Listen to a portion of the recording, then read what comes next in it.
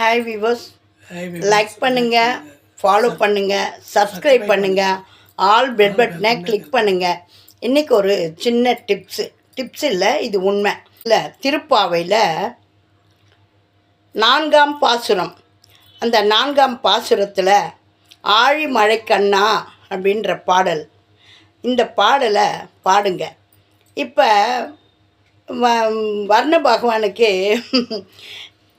எத்தனையோ இந்திரர்களாம், எத்தனையோ தேவர்களாம். ஆகையினால இப்போ வர்ற வர்ண பகவானுக்கு எப்படி மழை மேகத்தை ஹேண்டில் பண்ணுறதுன்னு தெரியலையோ என்னமோ, அங்கங்கே கீழ்ச்சிக்கின்னு கொட்டுதுன்னு அப்படின்னு சொல்கிறாங்க.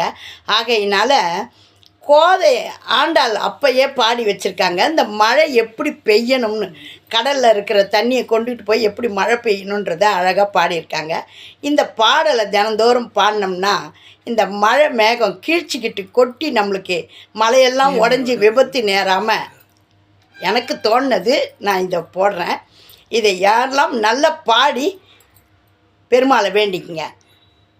ஆழிமழை கண்ணா ஒன்று நீ கை கரவேல், ஆழியுள் புக்கு முகந்து கோடு ஆத்தேரி, ஊழி முதல்வன் உருவம் போல் மெய் கருத்து, பாழியந்தோளுடை பற்பனாபன் கையில், ஆழி போல் மின்னே வலம்புரி போல் நின்றதிர்ந்து, தாழாதே சார்கம் உதைத்த சரமழை போல், வாழ உலகினில் பெய்திடாய் நாங்களும் மார்கழி நீராட மகிழ்ந்தேலோர் எம்பாவாய்.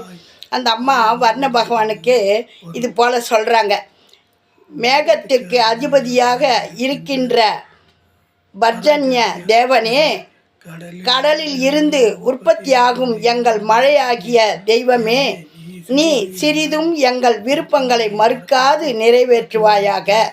கடலில் புகுந்து அனைத்து நீரையும் முகர்ந்து எடுத்துக்கொண்டு மேலே சென்று ஊழி காலத்தில் முதற் பொருள் இருக்கும் எங்கள் நாராயணன் உருவத்தை போல் உருவம் கருத்து வலிமை மிக்க தோள்களை உடையவரும் நாபிக் கமலத்திற்கு உரியவரின் கரங்களில் இருக்கும் பிரகாசமான ஒளியை கொண்ட சக்கரத்தை போல் மின்னலை உருவாக்கியும், அவரிடம் இருக்கும் வலம்புரி சங்கு போல் வாழ உலகினில் பெய்திடாய். அந்த மழை அப்படி பொறுமையாக அழகாக. சப்ஸ்கிரைப் பண்ணுங்கள்.